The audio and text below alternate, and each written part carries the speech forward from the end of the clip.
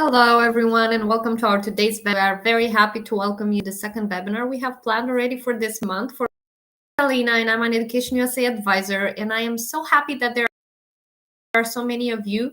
And just to keep this chat alive, just to know how many of you are with us today and how many of you have questions for today, you should know that we have a chat box. So let us know if you can hear us good, if you can watch us good, maybe if you want some other topics to be discussed in our webinars, we would be happy to know about that. And also, if you're going to have questions related to this webinar or application process, please submit them in the chat box also. So Education USA Virtual, as you know, is a platform that assists students with interesting webinars, articles, and MOOCs. So you can go on our website, browse it, and find out more information we are exactly doing. So there is a QR code on the screen that can help you go straight to our website. And today, as usually, we have interesting topics. Today, we're going to talk about the National Department Office. This office is sometimes very surprising, not surprising, but sometimes it's very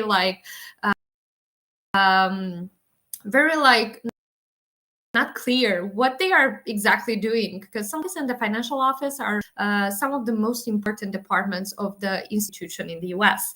But you should know that the international department is one that supports the student success at first. So be the people who you're going to reach first when you're going to be interested or you're going to outreach them about your application process.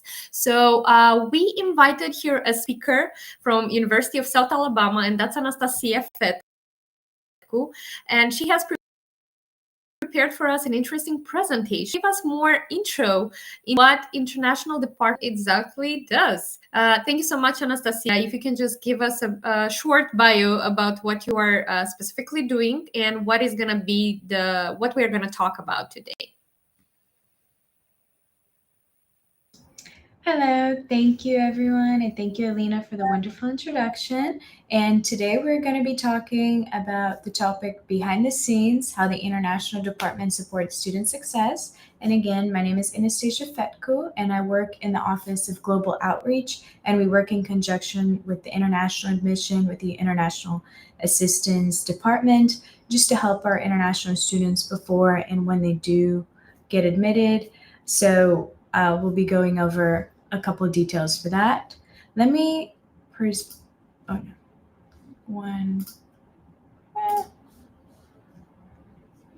yes. Okay, one moment.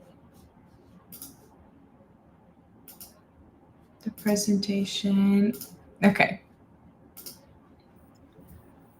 Perfect. We can.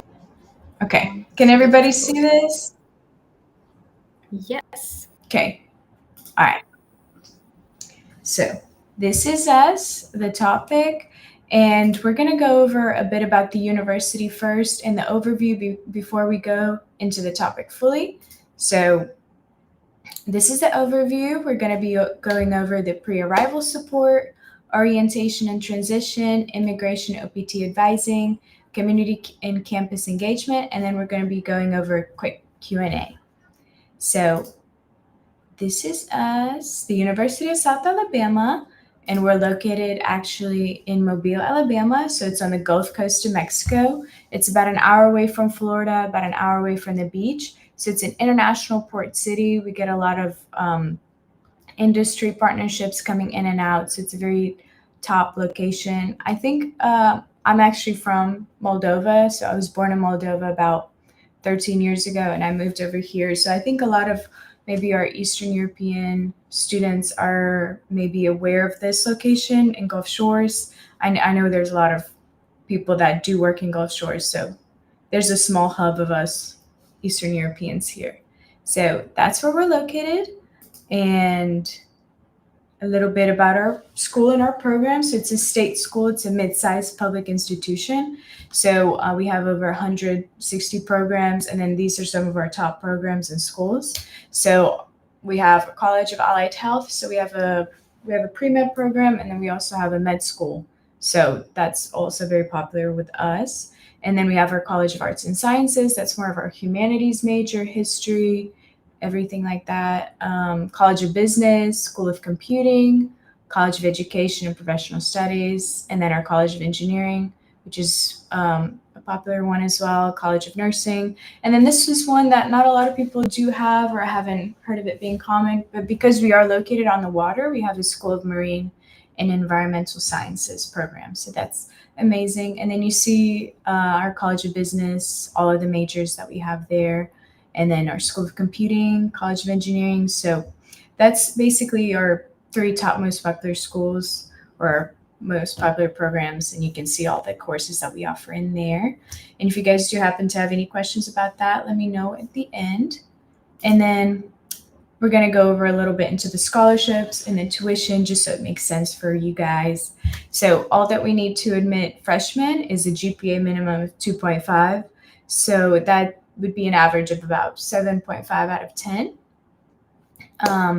And then, or like a 75 out of 100, if that makes sense. And then we take any testing requirements, so a Duolingo, TOEFL, IELTS, anything that you might send in, we take it, well, from this list.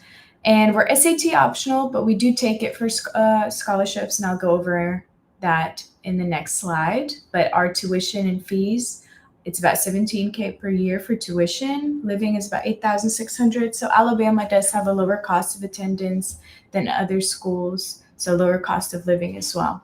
Health insurance, which you do need, and then books, also an approximation, coming out to about $30,000 per year. And then this is a little about our tuition for our freshmen. So if you do take the SAT with this GPA amount, you can get up to $10,000. So it's about half off of your tuition. And then if you don't take the SAT, it's also completely fine. We take your SAT and GPA, and you can get up to $4,000. So we're going to go over into the pre-arrival support that our international department offers. So support starts as soon as students are admitted. So all students will receive an orientation invitation, and then 6 key info emails covering orientation, passport program registration, so how to sign up for your health insurance, how to sign up for housing information and the requirements that you need, and then tuition payments and advising, how to set up the payment wall, and then how to pay from abroad. I know that's a big contention with everybody, how do I pay from abroad? And there's different types of ways that we can set that up. And then arrival and mobile phone setup, so making sure you have data when you come here, or like a cellular, just a way to connect with us beforehand. And then emails are sent once or twice a month leading up to August. So we make sure you have everything that you need before coming in. And if you do have any questions, there is a one-on-one help offer. So we're with you throughout the whole step. So there is that. And then we have some pre-arrival challenges. The most common ones are housing confusion. A lot of people are confused. Oh, do I live on campus? Do I live off campus? So we have meetings available throughout, this period before you get in this, before you actually arrive, where we can set out, figure out any kind of confusion that you have. So there is that. And then let's move into the next. So orientation and transition. So whenever you arrive on campus, you have your big orientation day, and typically it is like the first week or the second week of whenever school starts. And I know like one orientation is too much, so we try to break it up within 3 days. So it will be the first day orientation, where you get on campus and you get to meet your peers, get to meet the international admission workers that you've been in contact with, so you get to see everybody. And then we basically break off into groups, just so it's not everybody at once. We do campus tours, and then we do different types of group activities. And then there is academic support. So there's the presentation slide, like an academic presentation that teaches you everything about the university, what to do, how to sign up for everything. And then there's the fun stuff again, like the campus tours and the group activities. And I'll go over, a little bit about our campus and then the group activities that we do. So this is a little bit about our campus highlights. So It's very green. The campus is very spread out and typical American, as I say. We have our football stadium here, Molten Tower, and then that classical brick red that you see in campuses. And then this is obviously my favorite season, as you can tell, spring. It's very beautiful. There's lots of flowers everywhere. So, my favorite season. And then the group activities that we will do, or that international students do when they arrive, we have a big meeting with the president of the university where people will introduce themselves and say where they're from. And that's when they kind of split off into groups, and then they do different fun things like painting tote bags or I'm not sure, painting tote bags, meeting the other university workers, and just getting good food, and getting along with everybody. So there is that. And then let's move into the next one. So continued transition support goes throughout the entire year. So ESL assistance, if anybody's struggling, with English, we have extra classes that one can take just to make sure they have everything brushed up. So that's a possibility there. There's also one-on-one support for those struggling academically or socially. So you can always set up a meeting with any of our staff to make sure that we go over any questions or problems you might have, just to make sure we sort that out before anything. And then we have immigration OPT advising. This also is throughout the year. So F1 advising basics. This can happen before you arrive. So if you have any questions about your F1, what to do, and then as you come on campus, there's meetings and information that you get about maintaining status, travel, and work eligibility. And then throughout the year, we have OPT and CPT application help. So what we do is we have job fairs on campus, and this is something that everybody can join. And as you guys know, F1 students cannot work on off campus, but they can work on campus. So we have our university attend, and they will present the jobs that they have available for our international students. So that's an amazing opportunity there. And then there's job fairs that come throughout the year or later throughout the year that are available for OPT and CPT opportunities. So there is that. And then we have career services. So they typically help you with interviews and resume building.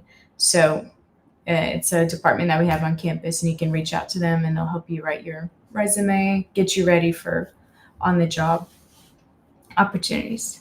And then we have throughout the year 3 to 5 immigration workshops held each semester. So if you do have any questions, you can jump in and we can help you with that. And then the next one is our community and campus engagement. And I think this is probably the most important one.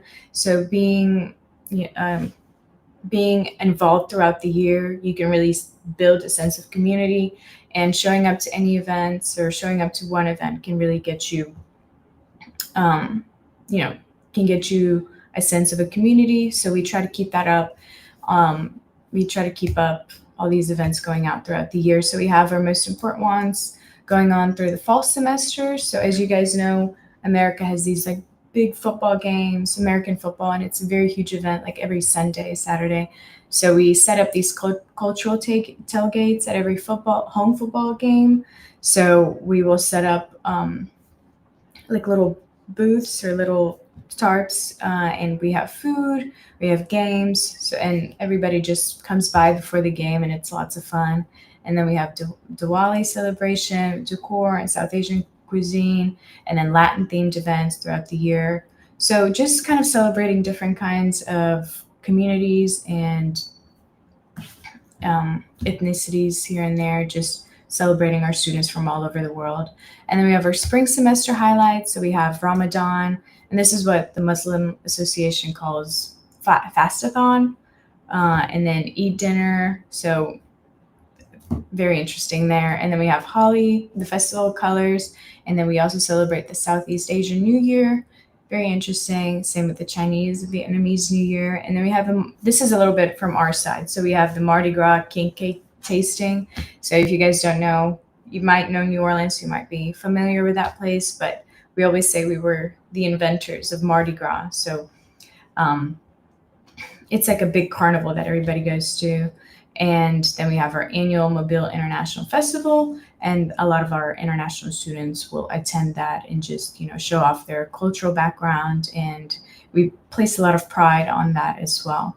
So emphasis on cultural pride, like I was saying, and learning across backgrounds. And then I'll go over a couple of pictures that shows the events. So this is the event highlights. This is the cultural tailgates. So we have different tailgates. People bring like food from that's relevant to their country. And then we have this for Diwali, so the beautiful colors that you see here. And then this is the, I believe that was orientation, where people can come in and get t-shirts, tote bags, just different swag and things like that. And then we have our event highlight for spring. So the Holi, the Festival of Colors, is always super fun. The Indian Student Association makes it really fun. You can win different prizes. We have Indian food that we have. And then this is the Nepali New Year, so the Southeast Asian New Year. It's lots of fun. And then this is a international cultural festival that we have every year. And this is the King Cake tasting event that I was talking about. And then we have different campus partnerships that it's not the international department, but it's we work in conjunction with them. Just so it's kind of laid back. It's a little bit more laid back than just an office situation. So we have that available. It's student-led club affiliated with the national network. So we have Friends of Internationals, and students can join, and we have faculty can join, and it's just different ways of getting you connected to your peers and then your advisors and mentors as well. So they organize casual outings and bonding activities, and you'll see on the next slide, but we do have weekend beach trips and then local farm visits. That's something fun that they do as well. And then we have faith-based organizations as well. So Baptist campus ministries, they set up different spring retreats, camp weekends. So they have like a camp weekend where you stay for a couple of days in I think you guys know camp. They go canoeing, they go camping, hiking, things like that, just to get everybody to bond. And then we have a yearly conference that connects international students across Alabama universities. So that's an amazing opportunity where if you attend, you can meet different students from, let's say, UA, so University of Alabama, Auburn University, different things like that, just to see people from all over the state here. And then let me go next. So this is the event example. So this is the beach trip that they had not too long ago. And then this is the battleship tour that they did. And then you can see here the different events that are marketed throughout the year. And then everybody can join, or anybody can join. And it's lots of fun every single time. And then this is how to stay connected. So we have the Global Gazette. So it goes out every week. You get it through your email, and it's also on Instagram. So if you have any questions, or if you have any single event that you'd really like to join, there's an opportunity here to do so. And then we have our Instagram and social media. It's a good way to get involved as well. And then we have in-person info sessions and peer outreach. That's another extra thing that we have for our students. So this is our Q&A session, so we can go over any questions that we might have. Perfect. Well, thank you so much, Anastasia. I really loved the picture part. I think that's very engaging, and our students would have a better understanding how a campus would look like. Definitely not all of them would look the same, but I think here is a good example on how, and I just want to mention here that a lot of things that you have somehow specified for your university relates to all the international departments, to almost all institutions in the US. So that's a good thing. Okay, so we have the questions that we've got in advance from the students, and we'll start with the first one. And that's, are there any mentoring programs or orientation events specifically for international students? So there's the main one that we do have, which went over a little bit, but we have one big one, and every single international student has to attend. And it's just, they have the academic front part of it where they go over how to log into their Canvas, which is how they get their homework done, how to navigate on campus, and just the academic side of it. And then they have the campus tour, and then the different group activities that they do. And we also have a big event where organizations from campus come in, and they, let's say, essentially set up a little booth, and they market their organization. So it can be anywhere from like the Muslim Student Association to the Indian Student Association to like political clubs or history clubs, just anything on campus. And our international students get kind of like a view of that, and they can join if they'd like. So that's a good way of getting them, acclimated in the beginning. And we know that usually international department are organizing also some virtual fairs or some virtual orientations before the students would arrive on campus. Yes. If you can just also talk about that. Yes. Before they do arrive on campus, there is a certain workshop that we have for them to get any questions that they might have answered. So we will have those for our admitted students before they arrive. And basically, one of the questions that would also be very interesting to the students, and they get very confused about that. So we know that someone from the international department would outreach them eventually when they would get accepted, and they will also get the assistance with the I-20 form, with the SEVIS, and with all the visa process. And they were wondering sometimes if there is a specific person from the international department, a counselor or an advisor, that will be assigned to them. And if you can just tell us more also about that would be very helpful, I think. We don't have anybody specifically assigned for international students, but we do have one person that is specifically in charge of international advising or immigration advising. So that person deals with any questions that they might have about F1, I-20, anything like that. So she typically does hold some workshops throughout the year, but if they do have any questions, they can obviously schedule a meeting with her, and she's got her schedule up, and it's very accessible to get to her. The next question, the next one, what is exactly meant under international department support for students? I think you already kind of described that, but we can say that shortly. So what is exactly meant under international department support? So it's just making sure that the students know that they have somebody that they can reach out to at any moment. So having a support system there just before they arrive, just before they have a community, just having like a net safety system for them, I think kind of is a good blanket statement of that. Thank you. The next one, how International Students Office might help with the visa application process? So I know sometimes typically it's quite challenging, or it can be wordy, and then there's terms that international students might not understand. That's when our immigration advisor comes in and helps us like simplify the process, or helps the students simplify the process, and reassures them and walks them through step by step of the entire process. But we make it pretty easy as well. So. Okay. Totally makes sense. The next question that we got in the chat is from Rayo. Are there any sport matches at university? Good question. So I don't believe I went over everything about the university, but we are actually a D1 school. So we have 17 D1 teams, both women's and men's. So we have D1 football.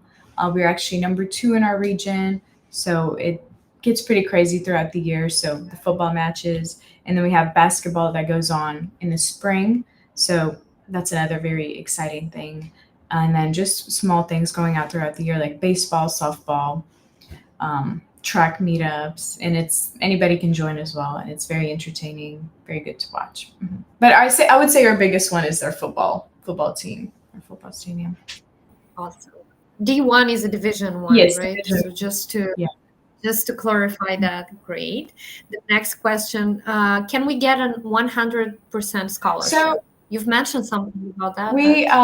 I did go over the scholarships a little bit, but it's not a full scholarship. I believe a lot of universities don't actually offer full scholarships for international students, so it's just a 50% scholarship that will cover your tuition essentially. But who knows?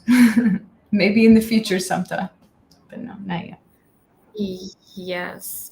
And you were actually mentioning there in the slide where you mentioned the scholarships that those that will take SAT test, they will get a higher scholarship. Is that right? Depending on the score. Yes. Okay. But is it in the same time for your institution a test optional or It not? is test optional, so they take the SAT only if they wish to get a higher scholarship. So it is a scaling. Um, it is scaled. So if you get a higher one, you get a higher scholarship. And then if you don't submit your SATs, if you don't take them at all, it's no issue. We take your GPA and English proficiency, and you're automatically awarded up to 4,000 based on your GPA. Awesome, thank you. The next question, hey, I would like to ask about the choosing alternates part. How do the program organizers choose which alternate has to become a finalist? I'm just wondering about what program. So I think this kind of sounds like a Fulbright, but it doesn't work like that with us. Yes, totally not with Education USA because it's not a program that we run. But in case if that's related to Fulbright, maybe it's better to relate to the U.S. Embassy you have in your country. Otherwise, you can just give us more details on your question so we can just understand it better. That's it. The next question is from Zarifa. How could we write our motivational letter to make it successful? Good question. If you can just share something, maybe here. So we actually don't require like a resume or essays for our international students. We just make it really easy. All we need is the GPA, the English proficiency, and then your transcripts, of course. So that's your grades. And we don't typically require essays. But if you do apply through the Common App, they might ask you for essays, resume, but it's just not something that we do. Yes, normally the motivational letter is not going to be required. You would just have to fill out your Common App. I mean, depending on the program that you are applying. If you are applying for a postgraduate degree, then there is this also the personal statement. So there are more details you should consider.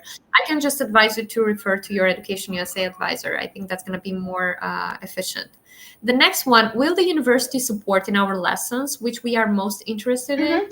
Yes, so good question as well. So that goes into picking your major and picking what you want to do. We do have an advisor that is assigned to you. So they help you with picking out your classes. So you have a choice in what classes to take. If you're like, I don't want to take the hardest chemistry class ever, you don't have to. We can work within your schedule to pick which you're most interested in or what will work with your schedule going down the line, and how to efficiently pick your classes to graduate within 4 years. So yes, you can pick the ones that you're most interested in with the help of your advisor. Awesome. So I think we covered almost all the questions. If you will guys have others in the future, you can also write an email either to Anastasia or write an email to us or to your Education USA advisor if you need more assistance on that.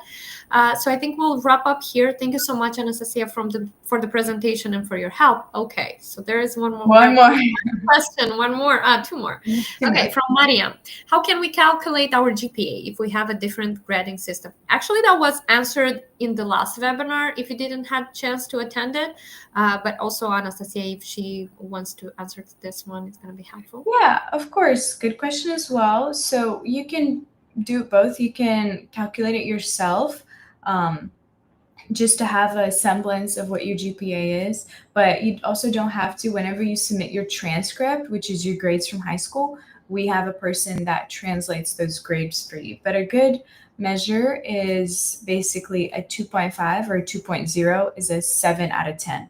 So just thinking of it like that as a scale, a 9 point, like let's say it's out of 10, like a 9 out of 10 is a 4.0, if that makes sense. So that's the highest grade that you can have. And then a 3.0 is about an average of an 80 or an 8 out of 10. Does that make sense? I think totally. I can also suggest you the GPA calculator. That's the easiest way. Yes. I mean, that's for you. But yes, there are a lot of systems and a lot of apps in internet that can Yeah. just give you more understanding on how to calculate your GPA. Mhm. The question, okay, the question from the lady that was asking about the program. So the program I'm participating is Flex. There are 8 alternates in my country, including me, and there are 5 finalists that wrote their rejection letter. Can all alternates become finalists? So I think we will not really give you a lot of information on Flex, because it's not something that we are running. Education USA is something different. So we are helping you with your undergraduate or postgraduate studies. But Flex, I think you should just refer to the office, to the American Council's office that is in your country running Flex. So they will give you more information on that. So I think we're done. Oh no, we have one more. They checked how motivated international students. I don't I'm know. not sure. Yes, what was exactly the question, Parvani? If you maybe how to motivate international students. I'm not really sure what you wanted to ask here.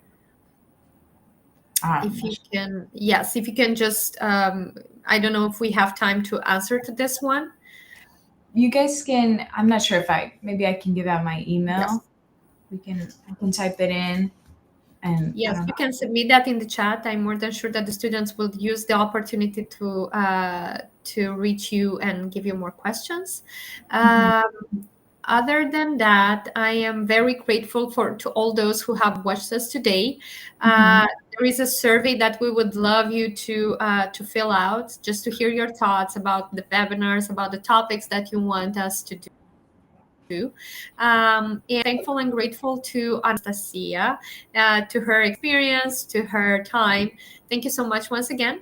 And Thank to you you so guys, much. I wish you a great day. Thank you so much, Alina, and thank you everybody for joining. Thank you so much. Thank you.